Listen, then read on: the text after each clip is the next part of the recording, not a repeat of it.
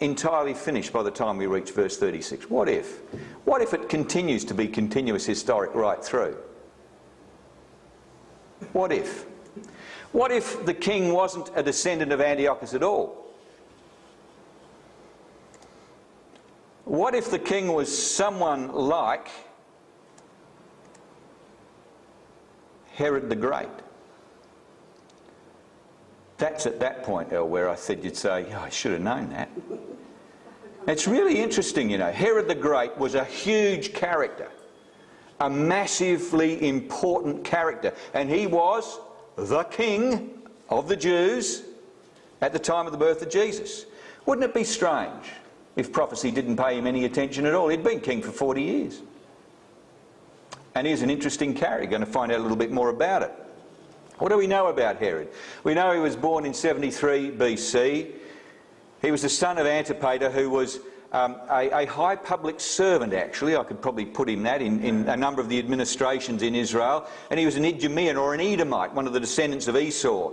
And although Herod was not a full-blooded Jew, he was, for all intents and purposes, he was a Jew, because along with many other Idumean families, his ancestors had come to live in Judea some decades before, integrating with Jewish society and culture. Now, I'll tell you when that had happened. In the days of the Maccabees, you know, when the Maccabees, after Antiochus Epiphanes, about 160 BC, they freed up the temple worship and whatever. The big trouble with the Maccabees is that they got rid of the Greeks because they wanted religious freedom. So having established religious freedom for the Jews, they then tried to impose the Jewish religion on everyone they could get their hands on, including the Edomites and whatever. And there were a number of people down in Edom and Ammon and those areas there who they forced to convert to Judaism and so on. And many of them actually came and transferred into the land of Israel. And the family of Herod the Great was among that lot who actually came to live in Judea. So he was fully integrated into Jewish society, but he wasn't a full-blooded Jew at any point. Very interesting character. Antipater, his father, actually rose to become a sort of a procurator or a governor there at one stage for a few years until he died. And then after that, the Romans, of course, in the time of in this 1st century BC, the Romans were becoming not an empire at this stage, but they were sort of like the United States of the ancient world in the 1st century BC. The world's policemen, the Romans were. The world's big enough to tell people, hey, do this, do that, don't do that. Weren't yet the big Roman Empire, but they were getting that way. And they set up Antipater, and after that the Romans, Julius Caesar no less, Julius Caesar set up Herod as king in Judea. So, more about Herod. He was a vicious and evil man of quite extraordinary political cunning. This guy was a real political genius. He knew how to win elections, ha-ha. No elections in his 40 years. He ruled as king in Judea for nearly 40 years, from about 37 BC to just a few years after Jesus was born. And the Herodian dynasty began with Herod the Great. Now remember, at this point, there'd been no one, the Maccabees had ruled, you know, the Hasmonean dynasty, but that had sort of disappeared for some years before Herod came on the scene. And Herod, of course, having been set up by the Romans, he had great ambition and he set up his own dynasty, as they all did in those days. And the Herodian dynasty began with Herod the Great, and it continued through Herod the Great. He was the one who killed the babes of Bethlehem. Herod Antipas, he was the one who put John the Baptist to death. Herod Agrippa I, who killed James and imprisoned Peter. All of these are referred to in the Bible. And finally, Herod Agrippa II, that was the one whom Paul said, you almost persuade me to be a Christian. So that was the Herodian dynasty. And Herod Agrippa II, well, the end of the Herodian dynasty came, of course, when the Romans just swept it all away in AD 70. Now, why should we consider Herod at all? I do find it amazing that Herod, in most of our expositions of Daniel 11, doesn't fit in at all. And I found this quote from someone on the internet, and I think it's terrific. Because, says this writer on the internet, it may be thought strange that in a prophecy that gives prominence to Xerxes, Alexander, the Seleucids, the Ptolemies, Antiochus Epiphanes and the Maccabees, everyone agrees with that. It's all continuous historic. It might be considered strange there is no mention of the one person who arguably exerted a greater influence on Jewish affairs than all of them, and who was the only figure actually known as the King of the Jews and acclaimed by the nation as such at the very time Christ was born. It may be thought strange if he's missing, and I think that's pretty true. For now then, this leaves us with two questions. The first one is, how might Herod fit the prophecy? Does he fit? I mean, we've heard about the guy, but how does he fit these verses that we read? And the second thing is, look, if he does fit in, what does this do to our latter-day interpretation? Answer, probably ruins it and we go back to square one, but never, let's do this for the time being.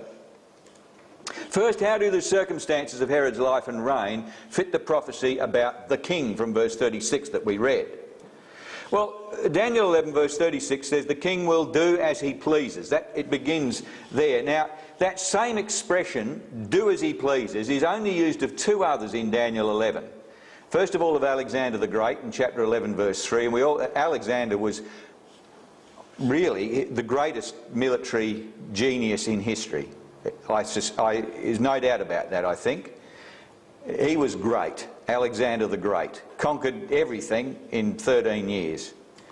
And the other one was Antiochus the Great. This is not Antiochus the Epiphanes. This is a descendant. In fact, I'm not sure whether he is the father of Antiochus.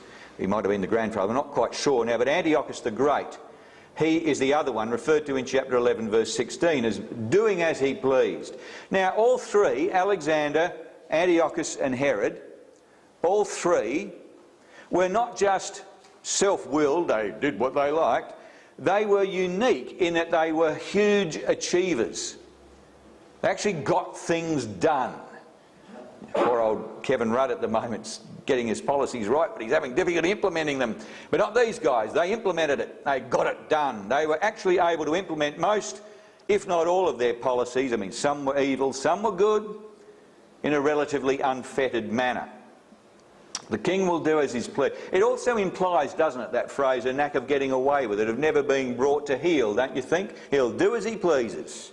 No one will step in his way. And Herod has always amazed historians in that he successfully contrived to secure the favour and confidence, firstly of Julius Caesar, which is no mean feat. Now, with Julius Caesar, as I said earlier, who actually installed him. Secondly, of Mark Antony, who succeeded Julius Caesar for a short period of time. And then, finally, and just when it became clear that Antony and Cleopatra were going to be defeated, we're going to come to that in a moment, he actually managed to get in the good books of Octavian, who became the subsequent Caesar Augustus, who was the Caesar at the time of Jesus' birth. And if you understand the Roman politics in the 1st century BC, let me tell you that Julius and Mark Antony and Octavian, they all sort of didn't really like each other, and to get on with all three, you had to be a genius. Mind you, Julius Caesar, he was taken out of it before Antony and Octavian came on together, but I'll come to a little bit of that history in a minute.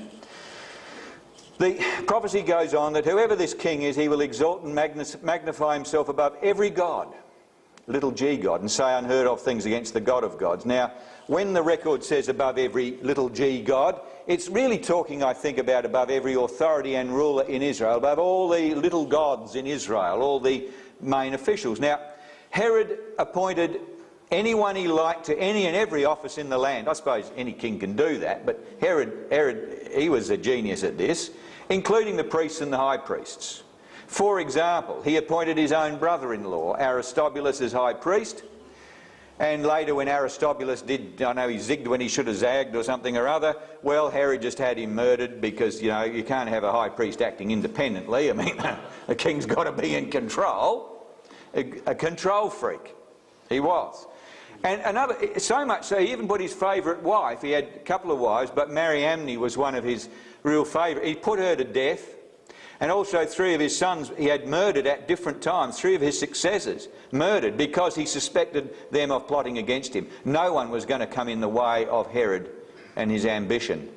He exalted and magnified himself above every god, and yet he was never brought to account. He got away with all this. He did as he pleased.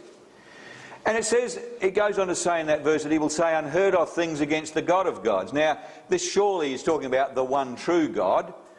And this thing, I think, could refer, couldn't it, especially, but perhaps not exclusively, to Herod's decree for the slaughter of the babies of Bethlehem with the aim of obliterating Messiah, which is a truly foul deed when you think about it. He knew the prophecies of Messiah. He knew about all that. And he was going to... He'd go to war against God if he had to. Oh, this Messiah, God's chosen Messiah, come. We'll get rid of this Messiah before, you know. Amazing pride. An amazing wickedness of this man, saying unheard of things against the God of gods. I can get rid of his Messiah before he even sees the light of day. Fancy saying that against the God of gods. Herod, in fact, was obsessed with putting to death every suspected rival, and as I say there, in many ways he was a bit like an ancient version of Joseph Stalin. And those who know the story of Stalin, it was just dreadful. Anyone who did anything good in the old Russia before the Second World War, anyone who...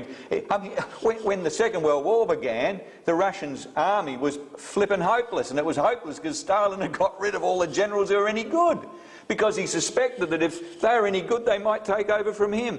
Herod was a bit the same, and he was just as bad as Stalin, to put it bluntly. Now, the prophecy goes on, he will show no regard for the one desired by women. This is really strange, particularly if we try and put this in a modern context and say, oh, we're looking for some, you know, person who's going to arise today who shows no regard for the... What does that mean?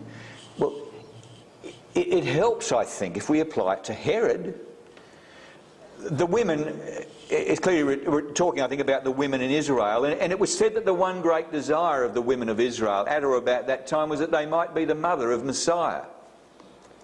And once again, this showing no regard for the one desired by women could be a reference to the slaughter of the children of Bethlehem. You know the old prophecy from Jeremiah, a voice heard in Ramah, lamentation and bitter weeping, Rachel weeping for her children, the mothers of Israel, weeping for their children, refusing to be comforted, for they are no more. He will show no regard for the one desired by the women of Israel.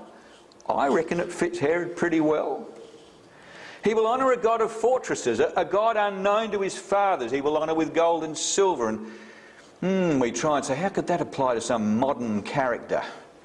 Well, I know about modern characters, but let's look at Herod. A God of fortresses. Now, that phrase applies more to the Roman Caesars than anyone else in history.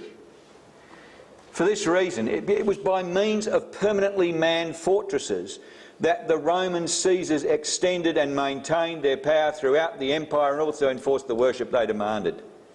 That was a specific thing about the Romans. Wherever they went, it wasn't just a case of letting the folks get on with it. They had to have a presence. They had to have a presence there to let them know that Rome was in control. And they did that with manned fortifications everywhere. Quite unique. Not unique subsequently. It happened in many other situations subsequent to that time. But the Roman Caesars really made a specialty of this. He will honour a God of fortresses. He will honour with gold and silver, with precious stones and costly gifts. A God unknown to his fathers he will honour with gold and silver. Now, Josephus records how Herod at different times sent delegations firstly to Julius and then to Octavian in Rome, and to Antony and Cleopatra at different times in Egypt, bearing the most costly gifts. He built a magnificent new seaport, naming it Caesarea in specific honour of Julius. He rebuilt Samaria, naming it Sebastos, meaning which is the ancient equivalent of Augustus. He was the ultimate bootlicker to the Romans. He was. Knew which side his bread was buttered on, and he honoured them in every way he possibly could, while all the time trying to neatly get on with one while having to get on with the other, with all the different machinations that were going on in Rome. He will attack the mightiest fortresses with the help of a foreign god. Will greatly honour those who acknowledge him. The authorised version says